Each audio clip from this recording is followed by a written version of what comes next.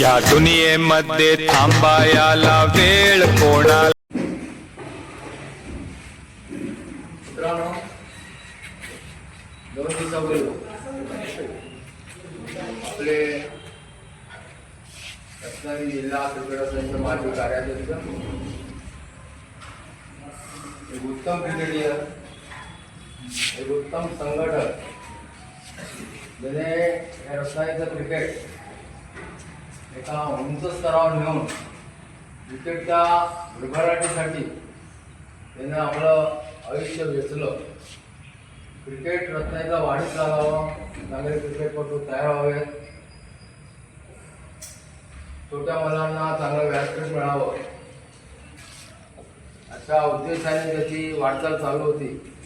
ते असे आपले परम मित्र कैलासाचे राजेश विनायक सावंत यांचे 2 दिवसापूर्वी कोल्हापूरवरून रत्नागिरीला येत असताना दुःखद निधन झालं.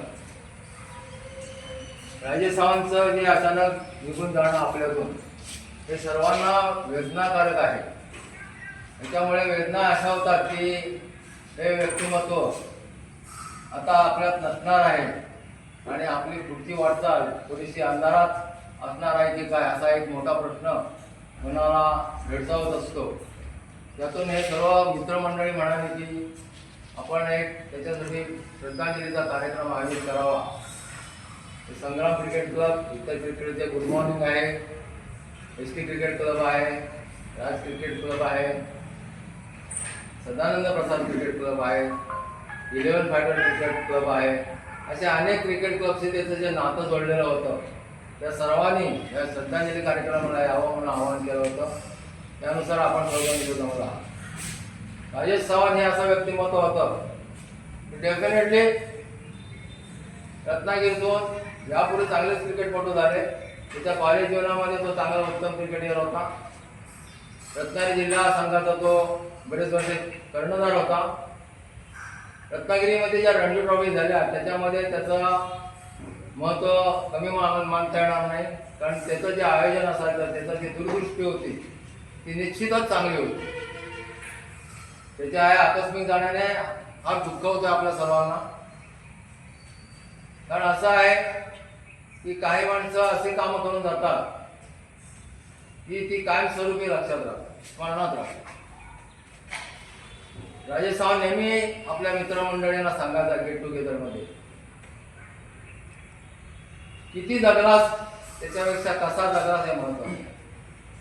दुसऱ्यासाठी जगलास तर जगलास, स्वतःसाठी जगलास तर मेलास, असं तो बाळे पावसकरला नेहमी सांगायचा. म्हणून बाळ्या पावसकर नेहमी कार्यरत लोकांना मदत करण्यासाठी धडपडत असतो.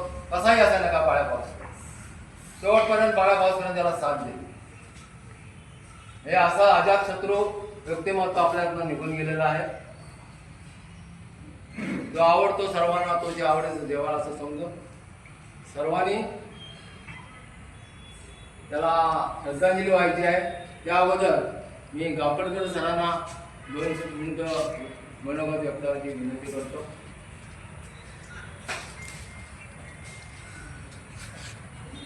धन्यवाद सर. पहिल्या कार्यक्रमाला कोचेस आणि भविष्यातले आपले विद्यार्थी. राजेश सावंत हा माझा कॉलेजपासूनचा मित्र, कॉलेजचा कॅप्टन क्रिकेट टीमचा, आणि मला तो ज्युनियर होता. आमच्या अंडर तो खेळला. त्याच्यानंतर आम्ही ज्यावेळी कॉलेजमधून निवृत्त झालो त्याच्यानंतर त्याच्याकडे कॅप्टन्सी आली आणि सावंतवाडीमध्ये ज्या इंटर कॉलेजेस मॅचेस असतात त्याच्यामध्ये तो चमकला. तत्पूर्वी ज्या अंडर 19, 16, 14 मॅचेस असतात त्याच्यामध्ये तो लहानपणापासूनच ॲक्टिव्ह होता. बेसबॉल त्याच्यानंतर तिथून त्याने जी पुढे भरारी घेतली क्रिकेटमधून ती आमची 11 फायटर टीम असेल, संग्राम असेल आणि अन्य स्पर्धांमध्ये ओपनिंग बॉलिंग माझ्याबरोबर तो करत असेल. त्याचा इन स्विंगर जबरदस्त असेल. मला आठवतं की सावंतवाडीमध्ये एक मारवणची जी टीम होती त्या टीमचा कॅप्टन ज्यावेळी खेळायला तो बॉल लीव केला त्याने. त्याला वाटलं हा वाईट बॉल आहे, पण तो इन कटर एवढा झाला की तो तिथे बोल्ड झाल्यानंतर कॅप्टन तिथे डोकं मॅटवरती बसला. म्हणजे अशा त्याच्या जादुई इन स्विंगरने रत्नागिरीतलं क्रिकेट वाढवलं आहे. राजेश हा बहुआयामी मी आहे असं वर्तमान काळात का बोलतोय की मला अजूनही विश्वास बसत नाही की तो आपल्यात नाही. कारण राजेशचं व्यक्तिमत्व बहुआयामी, अष्टपैलू, क्रिकेट खेळच नव्हे तर राजकीयदृष्ट्या सुद्धा तो यशस्वी असा संघटक होता. आता इथे देसाई सरांनी त्याची बरीचशी माहिती तुम्हाला दिलेली आहे. पण बॉईज आपल्या जे रत्नागिरीची मुलं आहेत स्कूल लेवलची ती खेळण्यासाठी काहीतरी करायला पाहिजे असं मला तो नेहमी म्हणतो. त्यावेळी त्याला मी म्हटलं होतं की रत्नागिरीतल्या ज्या टीम आहेत स्कूल लेवलच्या त्या आपण एकत्र करूया आणि स्पर्धा घेऊया. मग क्रिकेट असोसिएशनने त्यावेळी अंडर-16 ही स्पर्धा सुरू केली होती. दीपक मोरे असेल, दिवा वगैरे असेल, म्हणजे सगळे जे आपले क्रिकेट प्लेयर्स आहेत त्यांच्या सहकार्याने या ठिकाणी ही ट्रॉफी होत असेल. त्यावेळी या ग्राउंडवर मुलं खेळत असत आणि प्रत्येक टीमला क्रिकेट किट द्यायची ही सुद्धा कल्पना चांगली होती. म्हणजे हरलेल्या टीमला सुद्धा मिळत असेल, जिंकलेल्या टीमला तर ट्रॉफी मिळत असेल, सर्टिफिकेट मिळत असेल. मग ही कल्पना आपल्या राजेशची होती आणि राजेशने ती उचलून दिली. मग असं क्रिकेट आपल्याला वाढवण्यासाठी त्याने प्रॅक्टिकली मदत केली. जिल्ह्याच्या टीमचा तो कॅप्टन होता. मी सुद्धा या ठिकाणी त्याच्या टीमबरोबर खेळलेलो आहे. म्हणजे असा बहुआयामी व्यक्तिमत्व 55व्या वर्षी जातोय ही कल्पनाच मनाला एकदम दुःखद अशी ठरली. विद्यार्थी मित्रांनो, म्हणजे जे भविष्यातले खेळाडू आहेत, तुम्ही स्विंग ज्या इथे आपले कोचेस शिकवतात, जे राजेश सावंतसारखं इन कटर तुम्हाला टाकता आलं पाहिजे, त्याच्यासारखं तुम्हाला अष्टपैलुत्व आलं पाहिजे ही आशा बाळगा. आणि या ठिकाणी राजेशला भावपूर्ण श्रद्धांजली देतो. मला बोलण्याची संधी दिली त्याबद्दल. मित्रो, राजेश सावंत संदर्भात त्यांना काही आपला भावना व्यक्त करायची असते आणि वेगवेगळं 2 शब्द त्याच्याबद्दल बोलून चर्चा केली जाते.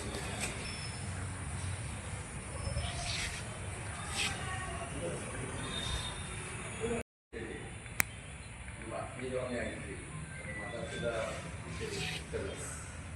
कारण अनपेक्षित त्याचं निधन आणि आम्हाला कोणाची कल्पना नव्हती की राजेश सावंत हा एका लवकर आपल्यातून निघून जाईल.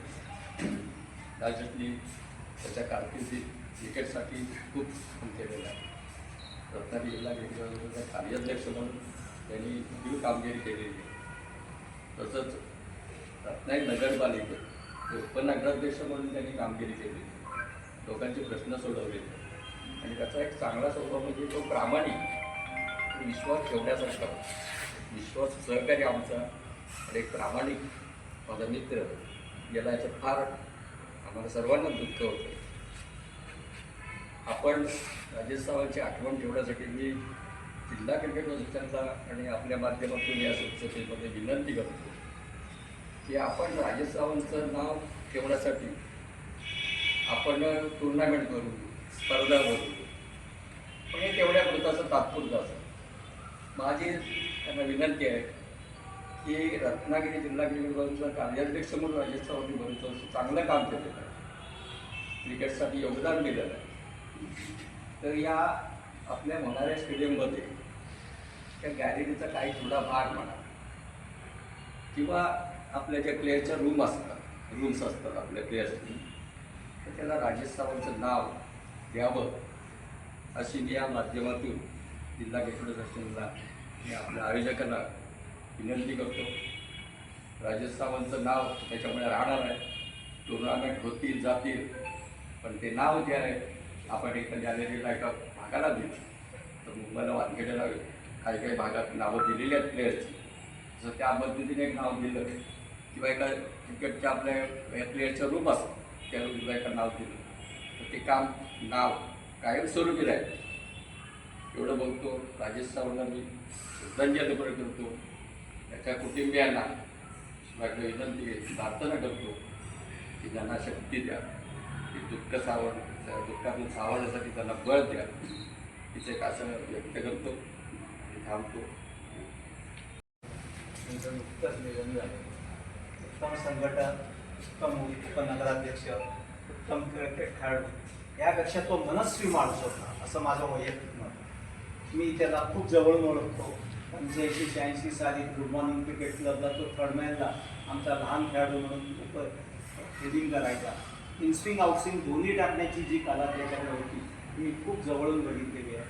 रत्नागिरी जिल्हा क्रिकेट असोसिएशनचा रत्नागिरी जिल्हा टीमचा जेव्हा तो कर्णधार होता तेव्हा किरण साळवींकडे तो यायचा. किरण साळवी सोशल क्लबला असायचे, आम्ही सोशल क्लबला असायचो. तेव्हा तो त्यांच्याशी डिस्कशन करायचा. त्यावेळी आम्ही त्याचं बघितलेलं बारकावे की तो टीमसाठी किती आतुरतेने आणि अत्यंत आत्मीयतेने काम करायचा. अशा खेळाडूला मुकणे हे खरंच आपल्या दृष्टीने अतिशय मोठी हानी आहे. आमचा मित्र राजू आत्ता नेरकर जो म्हणाला त्याची काहीतरी आठवण या निमित्ताने रत्नागिरी जिल्हा क्रिकेट असोसिएशनने ठेवावी. स्टेडियममध्ये एखादा भाग, एखादी ड्रेसिंग रूम म्हणा की त्याचं नाव द्यावं ही खरंच चांगली कल्पना आहे. माझ्या मते आयोजक आणि रत्नागिरी जिल्हा क्रिकेट असोसिएशन या बाबतीत गांभीर्याने थोडासा विचार करतील. अशा मनस्वी माणसाला आपण मुकणे खरंच मोठी हानी आहे. रत्नागिरी जिल्हा क्रिकेट असोसिएशनला मी पुन्हा एकदा विनंती करतो ह्या बाबतीत त्यांनी विचार करावा. गुड मॉर्निंग क्रिकेट क्लबचा सदस्य म्हणून राजेश आम्हाला अत्यंत जवळचा होता. गुड मॉर्निंग क्रिकेट क्लब आजही आम्ही चालवतो. 110 खेळाडू त्याचे सदस्य आहेत. या संघातर्फे मी त्याला पुन्हा एकदा श्रद्धांजली अर्पण करतो. जय हिंद, जय महाराष्ट्र.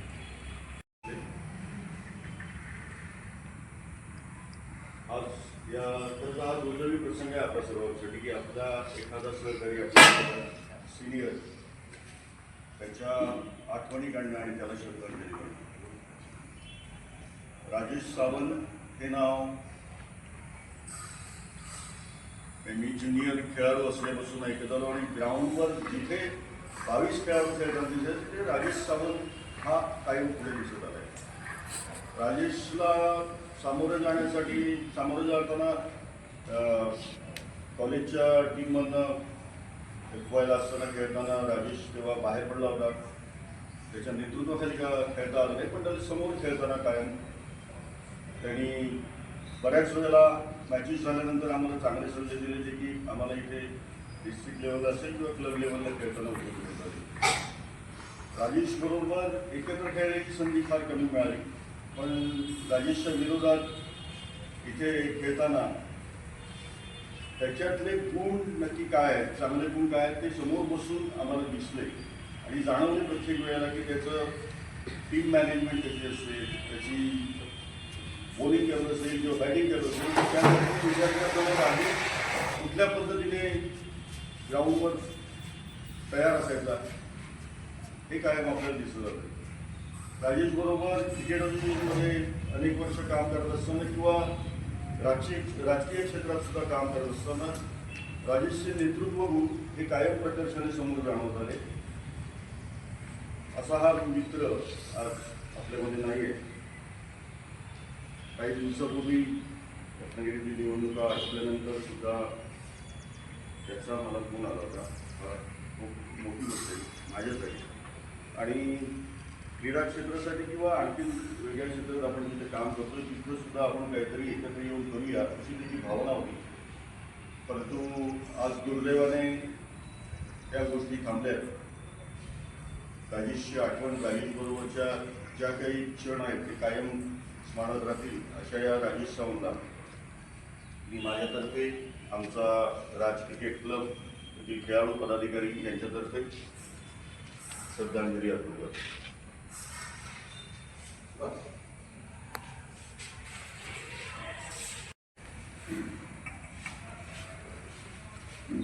औपचारिकता बाजूला ठेवून मुद्द्याला जाता येतो तर ते शब्द फुटताना शब्द बाहेर येताना जरा गैरवरून येत आहे.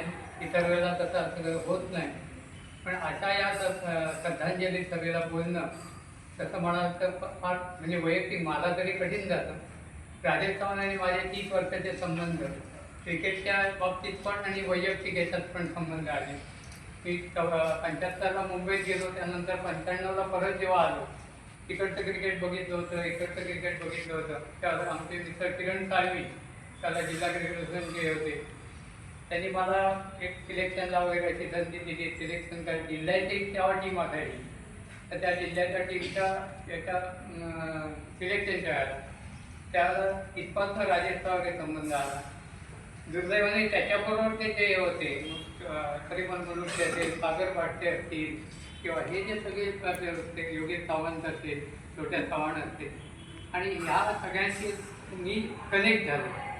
आणि आता जे जैनजी वगैरे म्हणतात, माझ्या आणि त्यांच्या याच्यात 10 वर्षाचं अंतर तसं होतं, पण माझ्या तितके ते विसुंती आणि मला योग्य तो मान तर देता तिथे देतच होतो. पण त्यानंतर तुम्ही डिरेक्टर आहात किंवा तुम्ही आहात, हा मोठेपणा बाजूला ठेवून ते माझ्याबरोबर त्याच पद्धतीने हे करत होते. आणि मग दीपक देसाईंनी जेव्हा आमची अकॅडमी चालू केली 98 साली आणि आम्ही गेली रत्नागिरी स्पर्धा घेतल्या, त्यावेळेला मग राजेश वगैरे हे सगळे लोक मला जास्त कनेक्ट झाले. आणि मग ते सांगताना नेहमी सांगायचे की मग तुम्हाला कसली मदत लागली तरी मी ती करीन. आणि सांगणं आणि प्रत्यक्ष करणं याच्यात बराच फरक असतो. आता त्याच्याबद्दल बरंच बोलणं झालेलं आहे, पण काही त्या मी तुम्हाला सांगू की इथे फार क्रिकेट खेळू शकलो नाही, पण ज्या मित्रत्वाचे सामने काही खेळले त्याच्यात एक वेळेला राजेश चव्हाण समोर बॅटिंगला आला होता. आम्ही टेल एंडर तसे, तर त्यांनी मला सांगितलं हेल्मेट काका वापरा.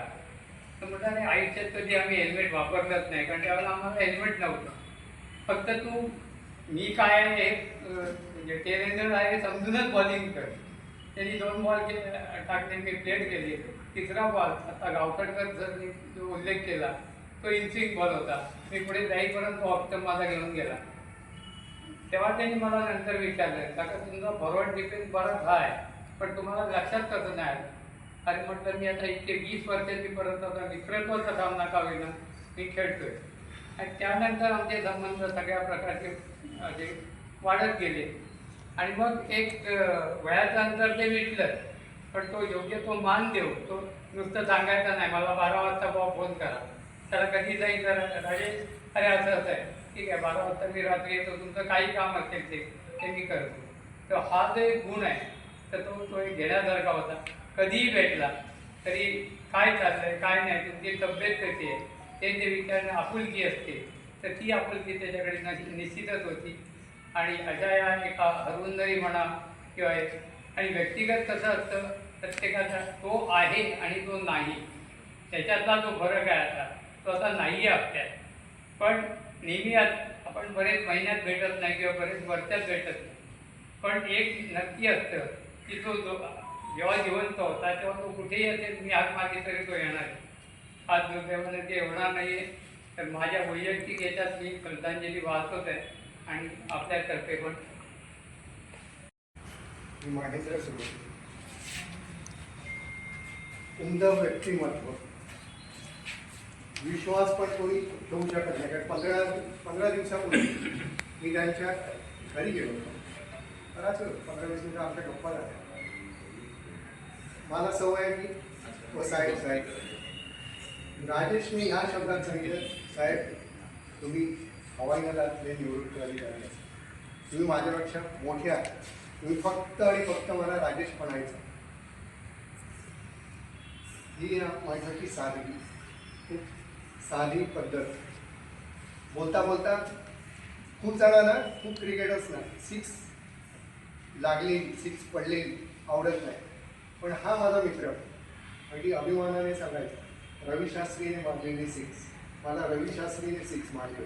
त्या दिवशी पण माझ्यासोबत अजून 1-2 जण होते, त्याला तेच सांगितले, मला रवी शास्त्रीने 6 मारले. ते त्याच्या लक्षात होतं आणि तो मग तो नेहमी अभिमानाने सांगतो. कुठेही भेटला तरी हात दाखवायचा. त्या दिवशी पण मला सांगितलं तूच म्हणजे 15-20 दिवसापूर्वी मी तुम्हाला हात दाखवला, हो मी पण हात दाखवला. कुठेही भेटला तरी हात दाखवला. खूप जणांना माहीत नाही, इथे या आमच्या मित्राने क्रिकेटच घडवलं. मला वाटतं बलराम कोथवडेकर वगैरे ही बॅच राजेश तेव्हा इथे कोचिंग करायचं, कोच होता.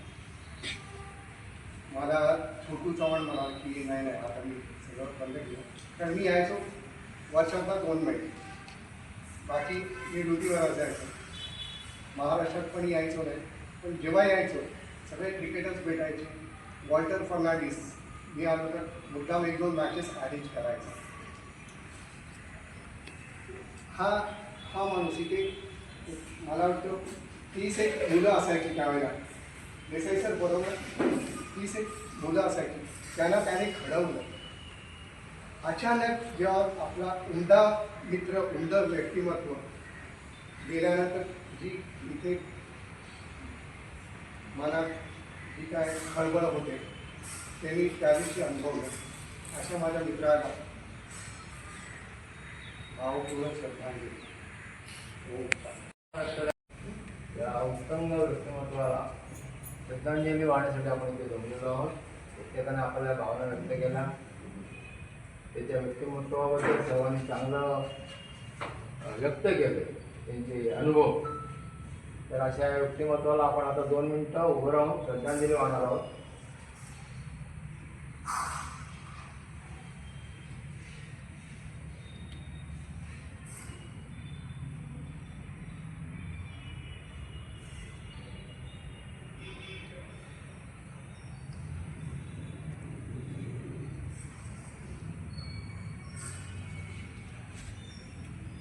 ओम शांती शांती शांती. प्रत्येकाने आता पुष्प